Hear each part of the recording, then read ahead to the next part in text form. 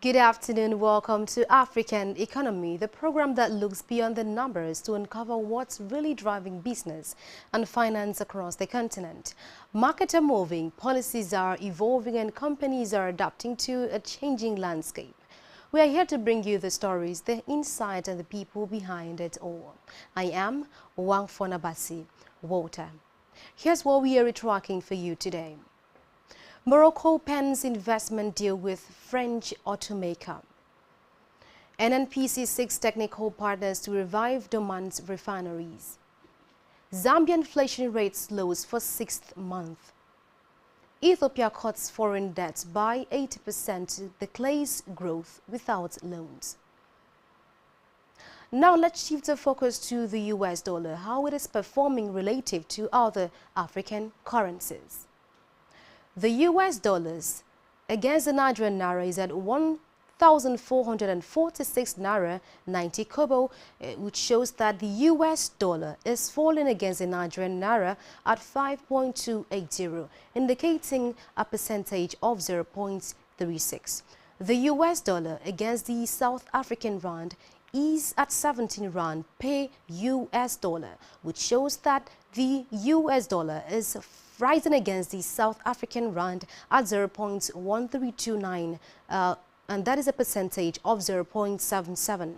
The US dollars against the Zambian kwacha, is at 22 kwacha per US dollar, which shows that the US dollar is rising against the Zambian kwacha at 0.1150. The US dollars against Egyptian pound is at 47 pound, which shows that the US dollar is falling against Egyptian pound at 0.0600, and that is a percentage of 0.13. The US dollars against the Algerian dinar is at 129 dinar, which shows that the US dollars is falling against the Algerian dinar at 0.066% point, and that is a percentage of 0.05. Still on currencies, African currencies such as the South African rand, Zambian kwacha, and Ghanaian cedi, have demonstrated significant resilience against the US dollar in October 2025. The Ghanaian cedi strengthened by over 40% due to proactive central bank operations and improved interbank liquidity. Now, the Zambian kwacha appreciated by 15%, influenced by favorable global copper prices and increased sales of hard currency by businesses, while the South African rand boosted investor confidence with a 0.6% increase, partly due to positive inflation expectations and regulatory improvement. Consumers benefit directly when petroleum technology and other imported goods become less expensive. Across these cases, numerous significant benefits of a strong currency appear for African nations, including decreased inflation and cost of living. With that said, here are the African countries with the strongest currencies currently. Top on the list is Tunisia, with Tunisian dinar at 291 per US dollar exchange rate. The second is Libya with 5.44. Third is Morocco with 9.22. Fourth is Ghanaian cedi at 10.86 per US dollar exchange rate. Fifth is Botswana. Sixth is Seychelles. Seventh is Eritrea with 15.00 per US dollar exchange rate. Eight is Switzerland, and ninth is Lesotho, amongst others. Our next concern explores how diesel costs across Africa. When diesel costs remain low, several countries in Africa are in a great position to reap a slew of economic and social benefit. You can agree with me that low diesel prices have a direct effect in terms of lower transportation expenses. Particularly, delivery trucks can transport goods more efficiently, resulting in lower prices for food, construction supplies, and consumer products. For a continent where transportation costs have a significant impact on retail pricing, steady and low diesel prices serve to alleviate household financial burdens. Small enterprises and unofficial transportation providers, such as taxis and minibuses, are especially vulnerable to fluctuations in energy prices. In addition to improving the quality of life for millions of people, countries may manage inflation, encourage investment, and help small companies, transportation networks, and agriculture by keeping gasoline prices low. With that said, here are the African countries with the lowest diesel costs in October.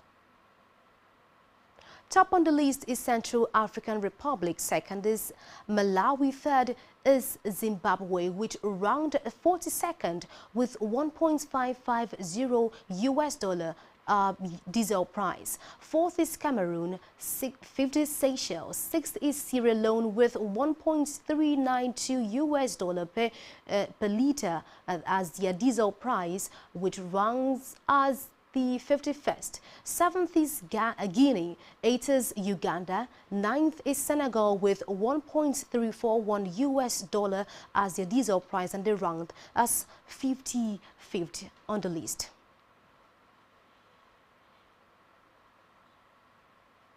We now turn to South Africa, with South Africa's Producer Price Index PPI inflation rose for the fourth month to 2.3% in September 2025 compared to August 2.1%. Though below an analyst estimate of 2.6%, it was the highest reading since August 2024, mainly on account of prices of food, beverages and tobacco products at 3.8% and 4.3% in August. Textiles, clothing and footwear at 4.1%, the same as in August. Coke, petroleum, chemical, rubber and plastic products at 0.5% and 1%. Metals, machinery equipment and computing equipment at 1% and 1.1%.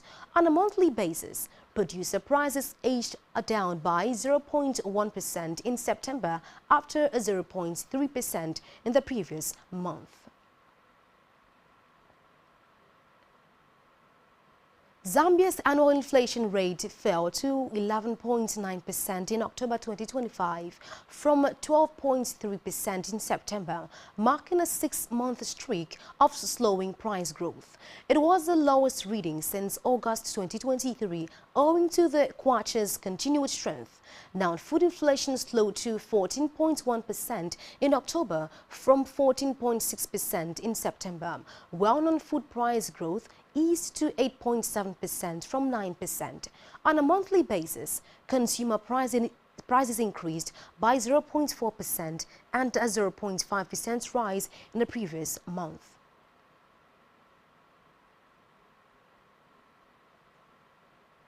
We'll go on a break, and when we return, African economy continues. Stay tuned.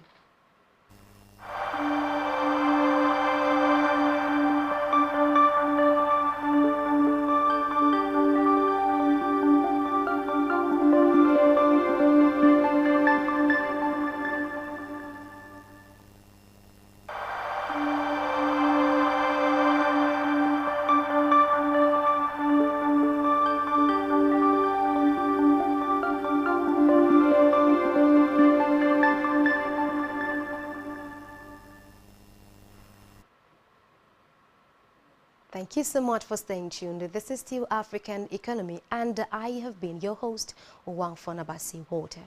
And now to the rest of other economic concerns.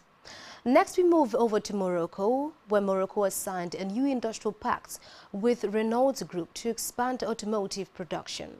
Now, the deal signed yesterday, Wednesday, October 29th, in Rabat, in the presence of Prime Minister Aziz Akar Noch, Minister of Industry and Trade Riyad Mazzour, and Renault Group Executive Vice President Francois Provost, marks a fresh milestone in a partnership that has already made Morocco a key player in global car manufacturing. Under the new agreement, Renault and the Moroccan government will create 7,500 new direct and indirect jobs while rolling out a comprehensive development plan for 2025 to 2030. The roadmap includes establishing a research and engineering center by 2025, producing hybrid and electric vehicles, and modernizing Renault's manufacturing ecosystem in the country. As the continent races to localize industrial production, Morocco will strengthen partnership with Renault signals a broader African shift towards green, high-value manufacturing, blending innovation, workforce development, and cross-border trade to cement Africa's place in the global auto supply chain. Moving over to Ethiopia, Ethiopia's Prime Minister Abiy Ahmed says the country's foreign debt has fallen dramatically from $23 billion to $4.5 billion in just 6 years, marking what he described as a turning point towards economic self-sufficiency. Ahmed stated this while addressing lawmakers. Speaking in defense of his government's homegrown economic reform program launched in 2019, the Prime Minister said the reforms had repaid macroeconomic imbalances and strengthened domestic revenue generation. Now, according to him, Ethiopia's annual revenue, which once stood at 170 billion birr, about $2.95 billion, is now projected to reach 1 trillion birr, about $17.3 billion. Ahmed revealed that the government had spent $440 billion in subsidies to stabilize inflation, which has now dropped to 11.7%, the lowest since the reform agenda began. Most of the spending, he said, went to fuel, fertilizer and public sector salaries, as well as social measures such as school feeding programs. And now we take a look at the eastern part of Africa, where Kenya has become the latest focal point in the global context for critical minerals, with Marima Hill on the country's southern coast identified as one of Africa's richest sources of rare earth elements used in electric vehicles, renewable energy systems and advanced electronics. The 157-hectare forest in Kwale country is estimated to contain mineral deposit worth more than $62 billion, according to report.